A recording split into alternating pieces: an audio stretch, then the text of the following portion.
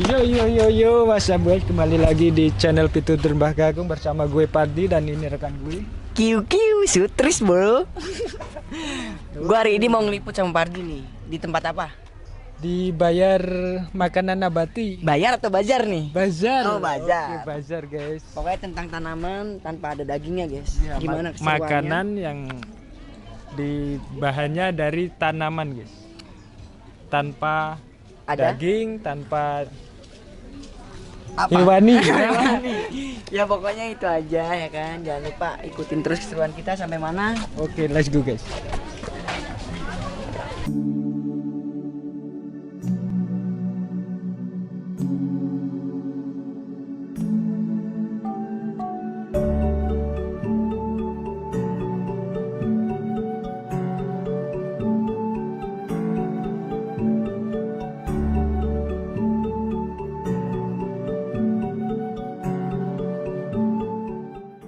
Yo, what's up guys, kembali lagi sama Sutris dari Pitutur Mbah Gagung. Gue bersama Pardi. Oke, gue Pardi guys. Dan kita bersama kakak-kakaknya yang cantik, yang namanya Lili, yang satu Anita. Oke. Kita bakal nanya nih tentang bazar amal berbasis nabati sama kakak cantik ini guys. Oh iya kak, tujuannya diadakan acara ini untuk apa ya?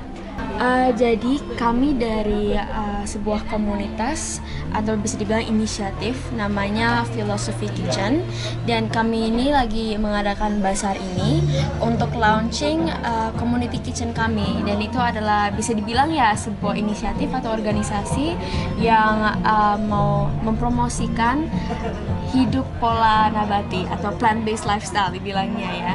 Jadi makanan yang bukan meat atau bukan daging, lebih ke kayak vegetarian, dan tujuan kami ini membuat sebuah kegiatan kayak gini itu soalnya kalian pasti tahu tentang perubahan iklim ya. Iya, Dan cara kita bisa kontribusi untuk melawan perubahan iklim itu untuk coba ganti pola hidup makan kita ke plant based lifestyle ini. Soalnya kalau kita itu makan plant based food, kita akan mengurangi carbon footprint kami 10% sampai 30%.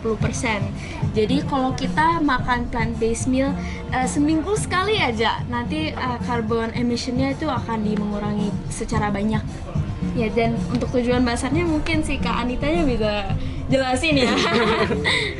Oke, untuk tujuan bazarnya itu sendiri, ini kita project pertama kita ya. Jadi ini project pertama kita untuk kita branding, kita promosikan apa sih itu filosofi kitchen ini, filosofi community kitchen ini.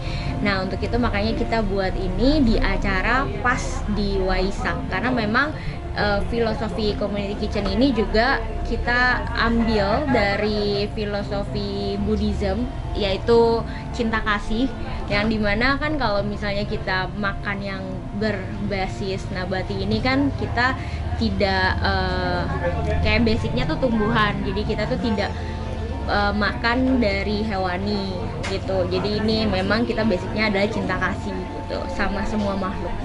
Dan mungkin di kawasan Borobudur kami kan udah kesini 2 kali ya, aku sih 3 kali ya. Oh, 3 kali.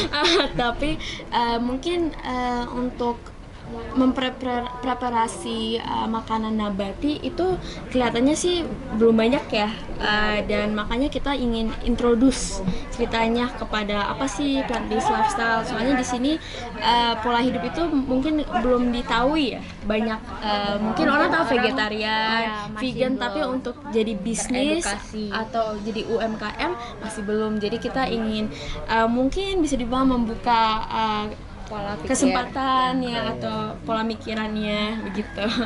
Untuk kedepannya ini bakalan terus berlanjut atau gimana? Mas Iya. lagi mas, gantian tak kos. Iya. baik. Aman. Untuk kedepannya ini akan berlanjut atau gimana kak? Untuk kedepannya ya amin bisa ya dijalanin lanjut.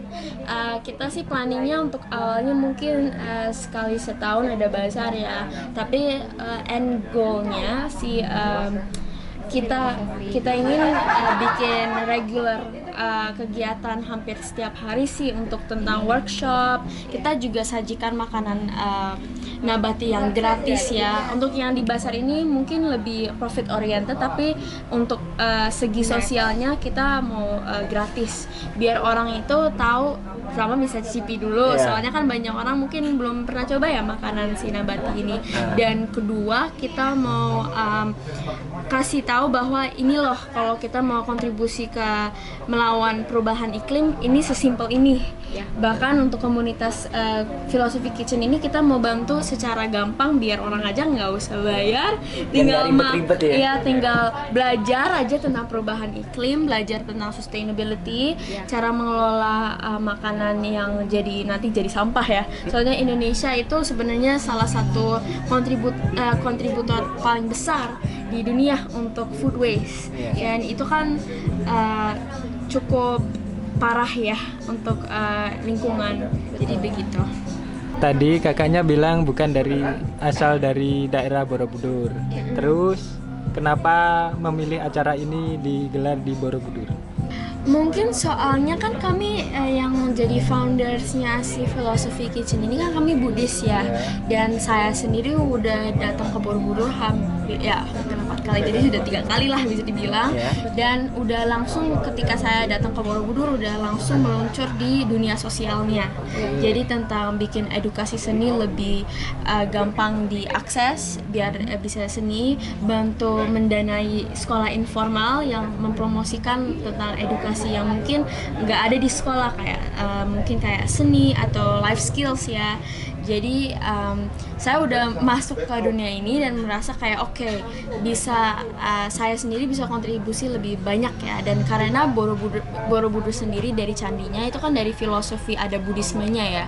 Jadi kami ini sangat percaya dengan filosofinya, dan makanya kita ingin bantu si Borobudur dulu, kawasan Borobudur dulu, untuk mengetahui tentang perubahan iklim yang nggak usah repot-repot lah bisa dibilang, karena kan di media lumayan repot ya.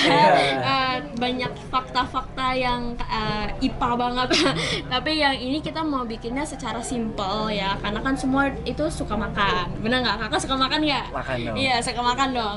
Jadi istilahnya kita belajar bersama lewat makanan, lewat masak, dan juga lewat ya berbicara seperti ini sih. Iya. Sebenarnya ditambah lagi dengan yang tadi aku bilang, karena kan memang kita ini kan Borobudur kan istilahnya kayak ininya untuk para Buddhis ya, dan Buddhis itu kan terkenal dengan ajarannya yang cinta kasih. Untuk itu makanya kita mulai dari si Magelang ini, dari Borobudur ini, untuk kita bisa membuka apa sih itu plant based food, apa sih itu lifestyle makanan yang berbasis nabati. Karena kami sendiri kan, kita kan ini yang udah berapa kali kesini, dan kita juga udah menerapkan pola hidup plant based ini, nabati ini. Dan ketika kita sampai di sini, ternyata di sini sangat sulit untuk mendapatkan makanan yang plant based gitu, yang padahal sebenarnya Indonesia ini sebenarnya basicnya adalah banyak makanan Indonesia ini yang nabati gitu. Maksudnya kayak tahu, tempe kan itu juga terbuat dari nabati gitu, yang sehat dan gitu. Pokoknya familiar yang paling penting ya. Makanya kita walaupun sajikan makanan-makanan yang kayak empal gepuk, mercon, itu jadi plant based semua. Jadi biar orang itu coba nggak merasa ini rasanya kayak sayuran banget ya, ini agak kok nggak ada rasa gitu ya. Jadi kita nggak mau kita nggak mau ikuti mindset itu, kita mau rubah mindset itu ceritanya. Oke Kak, untuk bahan-bahannya itu dari apa ya kalau boleh tahu? Jadi kan kalau misalnya plant based ini kita ada namanya meat yang terbuat dari nabati. Nah biasanya meatnya itu terbuatnya dari soy. Jadi soy itu kedelai. Jadi kedelai yang diolah. Nah, di situ dia bisa jadi terlihat seperti daging gitu, tekstur dan sebagainya. Nah, ada juga yang dari mushroom, dari jamur. Iya, jamur. Setelah itu ada juga yang dari saripati tepung. Jadi Kayak tepung semacam mas brand gitu. eh kurang tahu sebutannya. Jadi kayak tepungnya itu dicuci terus diolah, terus nanti dia lama-lama tepungnya Kayak menggumpal tinggal gitu ya. iya, jadi kayak patinya, habis itu nanti baru dibikin kayak meatnya kayak gitu. Kurang lebih sih biasanya kayak gitu antara 3 ini. Terus ada juga yang dari apa sih yang ada berasnya itu? Beras ketan kah? Bukan, yang shirataki ya. Shirataki Ya kayak semacam kayak tepung yang spesial gitu Oh, kayaknya iya, shirataki. iya, Iya. Jadi sebenarnya sih walaupun ini seperti kayak daging pura-pura gitu kan, itu sebenarnya kalau dibumbuin pakai bumbu kayak apa ya, kare, gula ayam, itu rasanya dan teksturnya hampir sama dengan daging yang benerannya. Soalnya kan plant based lifestyle makanannya itu sangat kreatif ya. Kayak misalnya kita bikin untuk promosikan launching ini, kita buat sebuah makanan di Kendil namanya 5 Panca Indra, dan itu ada nasi bunga tela, ada ayam gulai, tapi itu dengan yang tadi tuh Kak Anita jelasin dengan daging alternatif itu, dan juga ada si mercon, ada empal gepuk, dan ada obviously juga ada sayurannya ya. Tapi istilahnya yang buat makanan si plant based ini itu sebenarnya banyak, bukan cuma sayuran doang, dan itulah yang banyak orang belum tahu sebenarnya. Oke Kak, jadi gitu ya. Jadi target dibuatnya kegiatan ini untuk siapa sih? Untuk semua orang atau untuk orang-orang tertentu? Jadi kami sih targetnya lumayan diverse ya. Kita nggak milih-milih siapa yang boleh datang dan siapa enggak. Tapi kita khusus ingin banget warga-warga lokal untuk datang dan cobain makanan plant based ini, berdasar nabati ini, dan juga membelajar tentang perubahan iklim. Soalnya kan kita juga ingin kawasan lokal untuk yang mengelola dengan informasi-informasi yang kami share ini jadi sesuatu yang mereka bisa jadi bisnis atau gitu. Tapi of course yang udah tahu tentang ini kan turis ya, jadi turis juga boleh datang. Tadi tuh sempat ada turis datang, kita ngobrol tentang plant based lifestyle. Jadi istilahnya walaupun kita ingin menginclude turisme dan segala-segala, kita mau sebenarnya warga lokalnya juga bisa maju untuk juga ngerti tentang ini. Soalnya kan kalau misalnya warga lokal udah tahu cara bikin misalnya lemper jadi nabati ya, bisa itu kan untuk segi bisnis kan bagus banget ya Kak, untuk ekonominya. Soalnya pertama di Borobudur bikin lemper yang si nabati ini, bener nggak? Jadi kita memang targetnya memang untuk semuanya sih. Semuanya. Iya. Tapi warga lokal terutama. Iya, kita terutama untuk warga lokal. Jadi warga di sini, jadi mereka biar paham apa sih itu plant based food, Iya. gitu. Pola hidup plant based itu apa sih?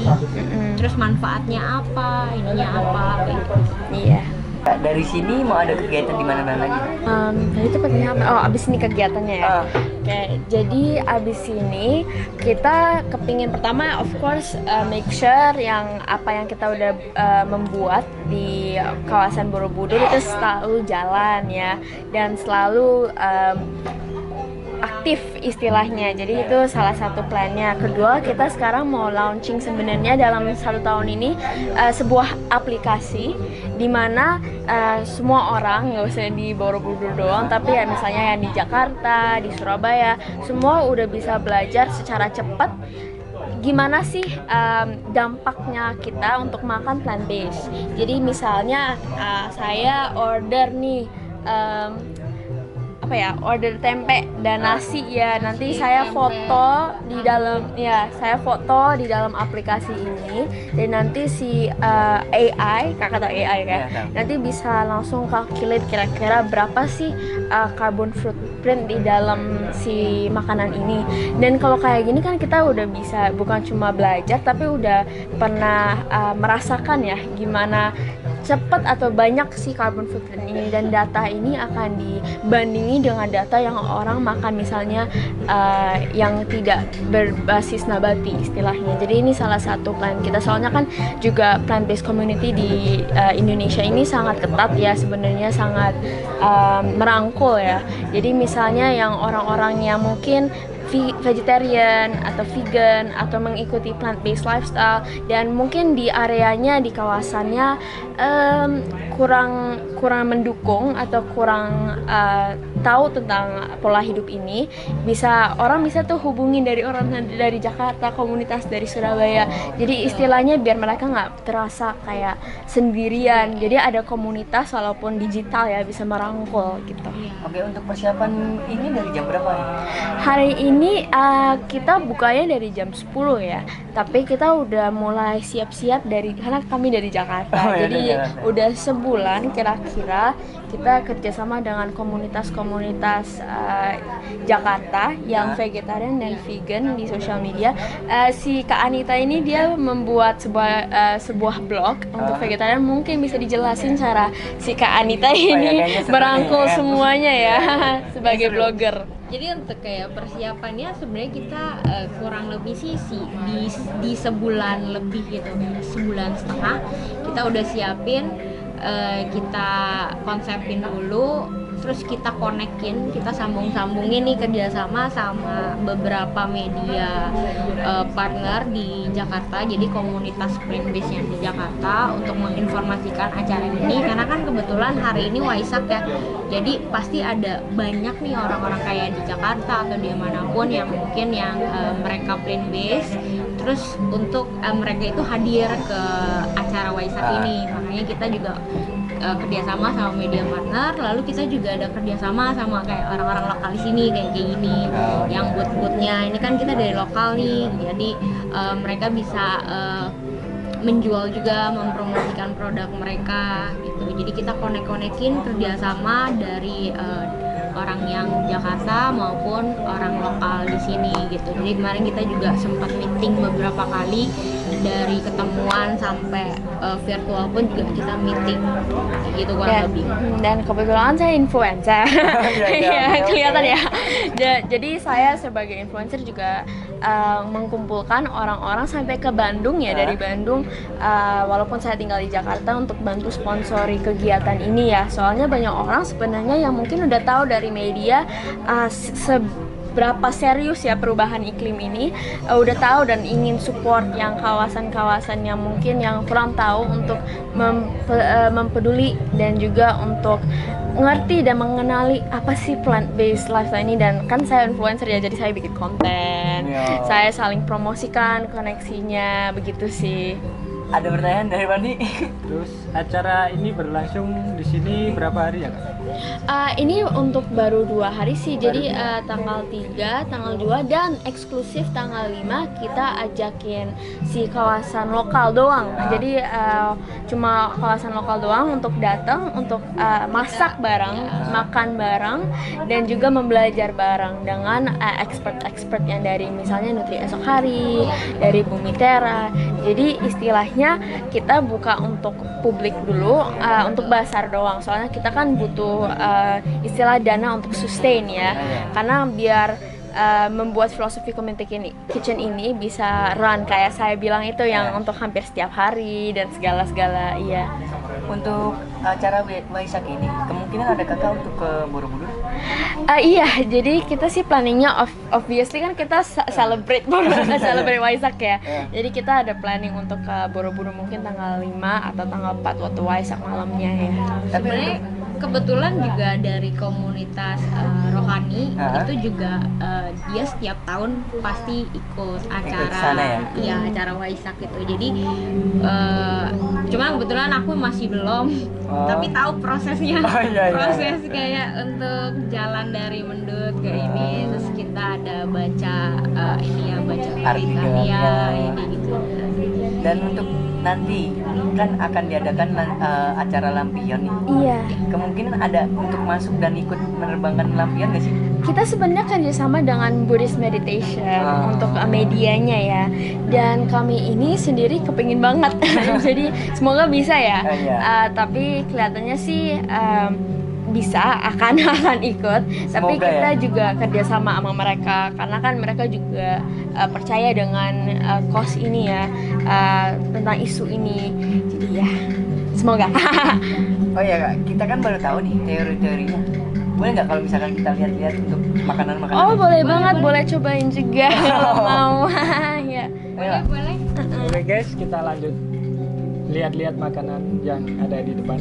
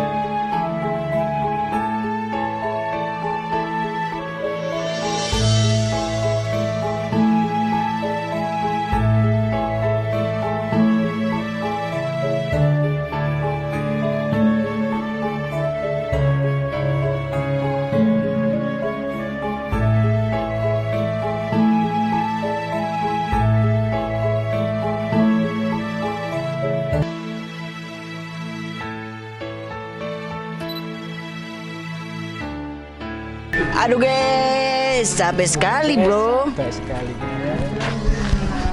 Jadi gue sama Fadli udah jalan-jalan nih ke dalam, gimana dan apa aja makanannya banyak banget ya. Sudah merasakan keseruan di dalam guys. Dan kita juga udah liputan sama beberapa yang namanya Kak Anita sama Kak Lili ya. Iya. Nah, dia asal dari Jakarta. Iya, cantik-cantik ya. Oh iya, Oh, jelas. pasti. Oh iya, jangan lupa ya, sebelum Anda menonton, alangkah baiknya share, comment, like, and subscribe. Karena subscribe itu gratis, nggak ada yang berbayar, men. Oke, cukup sampai di sini liputan kita kali ini guys. Jumpa besok lagi. Bye bye. Kiu, kiu, kiu.